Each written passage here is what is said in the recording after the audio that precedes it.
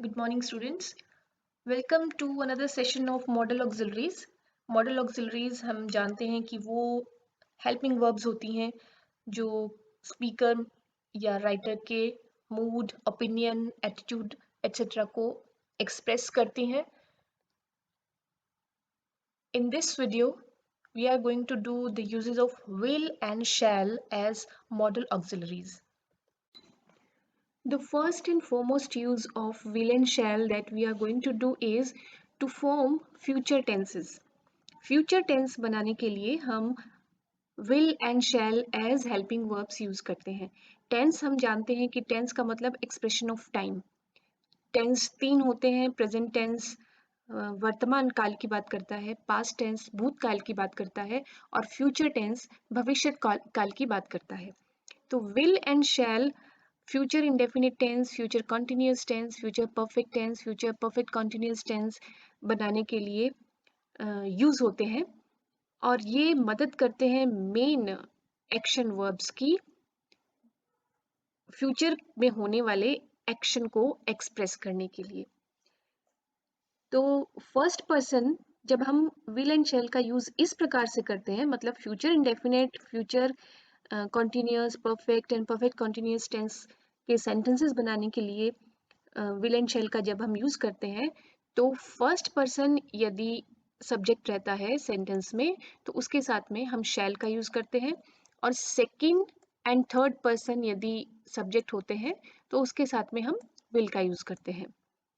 First person means I and we, उसके साथ में शैल और बाकी जितने भी रिमेनिंग रहेंगे उनके साथ में विल का यूज करते हैं.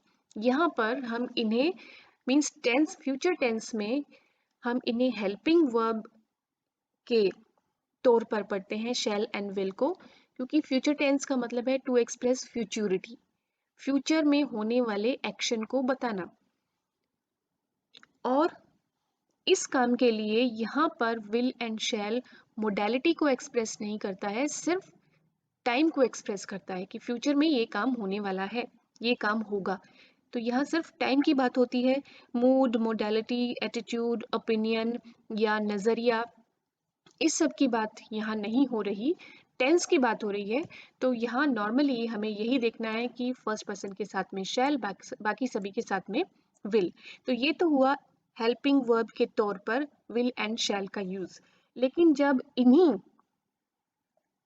ऑक्सिलरीज को, इन्हीं विल एंड शैल को जब हम मॉडल ऑक्सिलरी के रूप में पढ़ते हैं तो विल एंड शैल का काम होता है फ्यूचर के कंपल्शन को बताना. भविष्य में कोई काम अवश्य होगा, उसे एक्सप्रेस करने के लिए भी हम विल एंड शैल का यूज करते हैं, तब हम उन्हें कहते हैं मॉडल ऑक्सिलरीज. लेकिन यहाँ पर इनका प्लेसमेंट, इनका जो यूज है वो इस प्रकार से चेंज हो जाता है कि यहाँ आई एंड वी यानी फर्स्ट पर्सन के साथ में शैल नहीं लग के विल लगता है, second person and third person के साथ में शैल लगता है. तो इस प्रकार से फ्यूचर की कंपल्शन, जिसमें कि फ्यूचर में होने वाला कोई भी काम, विलिंगनेस या प्रॉमिस या वार्निंग या थ्रेट या ऑब्लिगेशन, इस प्रकार का कोई भी नेसेसरी कोई भी काम होगा भविष्य में होने वाला है, तो हम इस प्रकार से विल एंड शैल का यूज करते हैं. यानी first person I and we के साथ में will, second person and third person के साथ में शैल. यहाँ पर अब टाइम की बात नहीं हो रही है, सिर्फ यहाँ पर मोडेलिटी भी प्रकट होगी, यानी कोई काम होगा, सिंपली होगा, वो टेंस बताएगा, लेकिन कोई काम अवश्य होगा, वो will and shall modal auxiliary बताएंगी. विल और शैल ये दो ही मॉडल ऑक्सिलरी ऐसी हैं जो फ्यूचर की मोडालिटी को एक्सप्रेस करती हैं. तो ये बात हमें ध्यान रखनी है. अगर सिर्फ टाइम का जिक्र होगा, यानी नॉर्मली फ्यूचर टेंस हमें बनाना है तो फर्स्ट पर्सन के साथ में शैल. वैसे आजकल जो शैल का ट्रेंड है यूज करने का वो काफी लिमिटेड होता जा रहा है. जनरली भी आई और वी के साथ में हम विल का ही यूज करते हैं, लेकिन जब हम फॉर्मल ग्रामर पढ़ रहे हैं तो हम उसी तरह से पढ़ेंगे कि अगर टाइम फ्यूचर टेंस बताना हो तो हम आई और वी के साथ शैल और बाकी सभी के साथ में विल लगाएंगे. लेकिन अगर इनको एज मॉडल ऑक्सिलरी फ्यूचर की किसी भी कंपल्शन को दिखाना है तो हम आई और वी के साथ में विल का यूज करेंगे।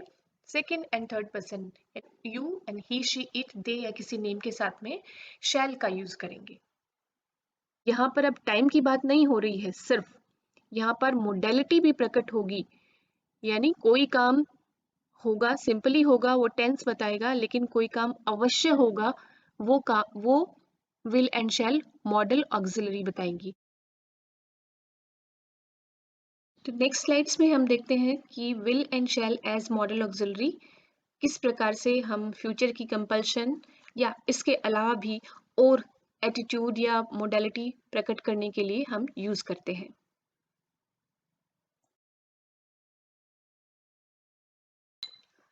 Late us take up will first. Will का यूज हम कैसे करते हैं? To express in an event or action that is almost certain, very likely or planned to happen in the future. Future में कोई action या कोई इवेंट जिसके लिए हम ऑलमोस्ट सर्टेन हैं या जो वेरी लाइकली होने ही वाला है, जिसके लिए प्लानिंग की गई है, उस काम को एक्सप्रेस करने के लिए हम विल का यूज करते हैं। For example, the train will leave at 7:30। इस 7:30 पर ट्रेन यहाँ से चल पड़ेगी। The train will leave at 7:30। Tomorrow will be Sunday. तो obviously because it is Saturday today, tomorrow will be Sunday. Next, profits will increase next year, कि next year profits बढ़ जाएंगे। ये ऑलमोस्ट सर्टेन है या वेरी लाइकली टू हैपन है या कुछ चीज़ें प्लान है। Like in the next sentence, the next meeting will be held on Thursday. Next meeting Thursday को ऑर्गेनाइज की जाएगी। तो ऐसे फ्यूचर के इवेंट्स को या एक्शंस को एक्सप्रेस करने के लिए हम विल मॉडल का यूज़ करते हैं। These sentences are examples of future tense, जहाँ पर फ्यूचर में होने वाले किसी प्लान्ड एक्शन का जिक्र किया गया है और थर्ड पर्सन के साथ में विल का यूज किया गया है। डिटर्मिनेशन जब हमें एक्सप्रेस करनी हो तब, जैसे हमने अभी थोड़ी देर पहले किया कि डिटर्मिनेशन या फ्यूचर की कंपल्शन को एक्सप्रेस करना हो तो फर्स्ट पर्सन के साथ में हम will as a modal auxiliary लगाते हैं। We will not surrender before them. Determination means दृढ़ निश्चय। तो दृढ़ निश्चय हमें शो करना है फ्यूचर के लिए, फ्यूचर में, कि हम उनके सामने सरेंडर नहीं करेंगे, हथियार नहीं डालेंगे। सरेंडर करना मीन्स हथियार डाल देना या डिफीट को एक्सेप्ट कर लेना। We will not surrender before them. अगर हमें सिंपली सिर्फ टाइम की बात करनी होती तो हम यहाँ पे यूज करते कि फ्यूचर का कोई एक्शन वैसे ही प्रेजेंट करना होता, तब हम यहाँ यूज करते we shall not surrender before him और बिफोर देम। लेकिन हमें डिटर्मिनेशन, ये जो स्पीकर है वी सब्जेक्ट, वो अपना डिटर्मिनेशन शो करना है उसे, इसलिए यहाँ पर वी के साथ में विल का यूज किया गया है। We will not surrender before them. We के साथ में विल लग जाने से ये डिटर्मिनेशन वाली बात यहाँ पर एक्सप्रेस हो रही है। Next, I will not do anything for him. ये एक डिटर्मिनेशन है कि मैं उसके लिए कुछ भी नहीं करूंगा, दृढ़ता से बात कही गई है। I will not do anything for him, I के साथ में विल लग जाने से ये प्रॉमिस या डिटर्मिनेशन या दृढ़ निश्चय या कंपल्शन एक्सप्रेस की जा रही है यहाँ। Next is I will go to Delhi for the interview. I will go to Delhi, will लग जाने से ये ऐसा हो गया है कि ये काम डेफिनेटली होगा ही, मुझे दिल्ली जाना ही है इंटरव्यू के लिए। डेफिनेटनेस शो करना है अगर हमें किसी एक्शन का, तो आई एंड वी फर्स्ट पर्सन के साथ में हम विल यूज करेंगे, जो कि एज ए मॉडल ऑक्सिलरी काम करता है, डिटर्मिनेशन एंड कंपल्शन को प्रकट करता है। Next sentence is we will do it no matter what happens. हम इसे करेंगे ही चाहे कुछ भी हो जाए। तो वी विल डिटर्मिनेशन शो करने के लिए विल के साथ में वी के साथ में विल मॉडल का यूज किया गया। Next, we use will to express promise. Promise को एक्सप्रेस करना है तब भी हम फर्स्ट पर्सन के साथ में विल का यूज करते हैं। फर्स्ट पर्सन के साथ में अभी हमने किया कि फ्यूचर की कंपल्शन, कंपल्शन मतलब कोई काम जो डेफिनेट होगा ही, करना ही है उसे, तो उसके साथ में आई और वी के साथ में विल लगेगा और सेकंड एंड थर्ड पर्सन के साथ में शैल लगेगा। तो विल का हम यूज कर रहे हैं, अभी विल पढ़ रहे हैं, तो यहाँ पर आपको सारे सभी एग्जाम्पल्स में फर्स्ट पर्सन ही सब्जेक्ट नजर आएगा। प्रॉमिस शो करना है, प्रॉमिस के लिए भी विल का यूज करेंगे आई एंड वी के साथ में। I will try to get you a job in my office, this is a promise कि आपको जॉब दिलवाने की पूरी कोशिश करूंगा, दिस इज अ प्रॉमिस। तो यदि ब्रैकेटेड वर्ड आपको प्रॉमिस लिखा हुआ आ जाए तो you will have to check कि ये सब्जेक्ट क्या है, फर्स्ट पर्सन है या सेकंड पर्सन है या थर्ड पर्सन है। ब्रैकेट में अगर प्रॉमिस लिखा है या डिटर्मिनेशन लिखा है तो हमें सब्जेक्ट चेक करना होगा कि सब्जेक्ट अगर फर्स्ट पर्सन है तो हमें विल लगाना है, और यदि सेकंड पर्सन या थर्ड पर्सन है तो शैल लग जाएगा। तो यहाँ फर्स्ट पर्सन विल के यूजेस हम कर रहे हैं।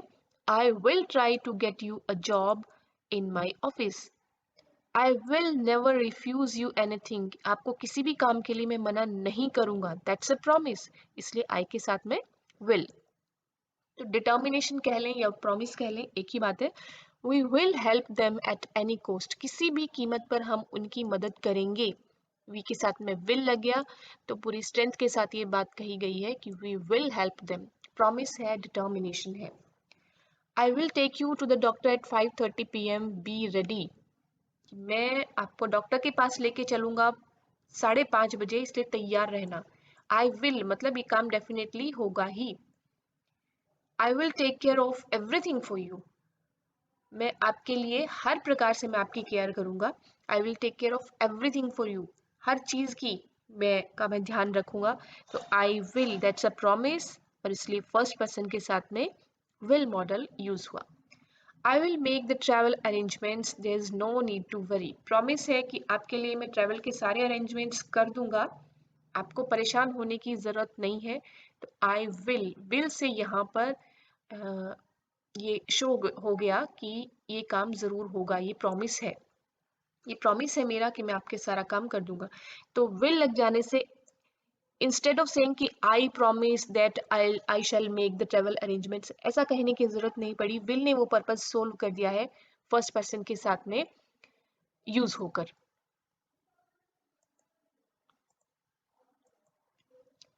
नेक्स्ट, थ्रेट, धमकी देने के लिए भी हम विल का यूज करते हैं फर्स्ट पर्सन के साथ कि कोई काम जरूर।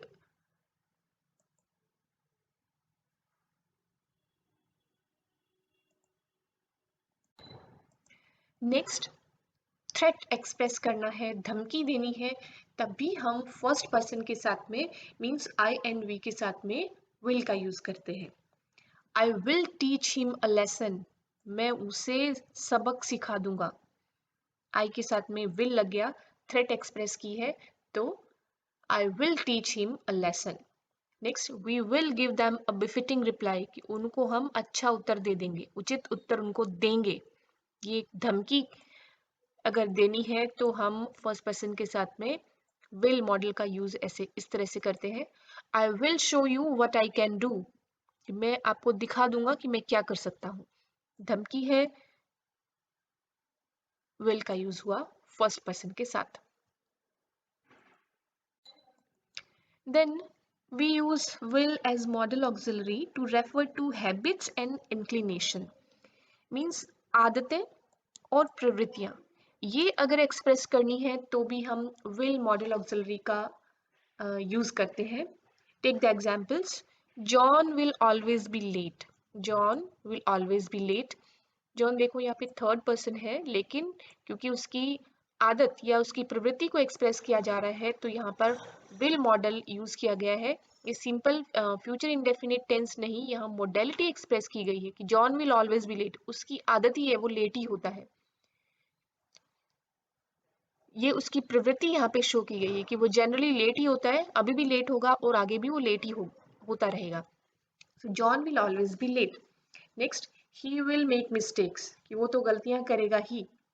दैट मीन्स कि वो जनरली मिस्टेक्स करता ही है फ्रीक्वेंटली, तो आगे भी करता ही रहेगा। तो ये यहाँ पर उसकी आदत या उसकी प्रवृत्ति को एक्सप्रेस किया गया है विल की हेल्प से। Next, so much mess in this room, boys will be boys, इस रूम में कितना मेस है, मतलब कितना बिखरा हुआ है ये room. Boys will be boys, boys तो बॉयज ही रहेंगे। यहाँ पर जो स्पीकर है वो ये कहना चाहता है कि बॉयज के रूम्स उतने क्लीन या उतने टाइडी नहीं होते, तो बॉयज विल बी बॉयज, लड़के ऐसे ही रहेंगे। तो उनकी आदत या इंक्लिनेशन एक्सप्रेस की गई है इस सेंटेंस में। Next sentence, she takes too much time to get ready, girls will be girls, वो रेडी होने के लिए बहुत टाइम लगाती है। Girls will be girls, girls तो गर्ल्स ही रहेंगी। तो यहाँ पे स्पीकर ने अपना ओपिनियन एक्सप्रेस किया है कि गर्ल्स की आदत ऐसी है। ये यहाँ पर स्पीकर का जो एटीट्यूड है या ओपिनियन है गर्ल्स के बारे में, ये यहाँ पर एक्सप्रेस हो रहा है। और यहाँ पर भी स्पीकर का ओपिनियन या एटीट्यूड यहाँ पर एक्सप्रेस किया गया है, इसलिए यहाँ थर्ड पर्सन के साथ में भी विल का यूज किया गया है हैबिट या इंक्लिनेशन, आदत या प्रवृत्तियां एक्सप्रेस करने के लिए।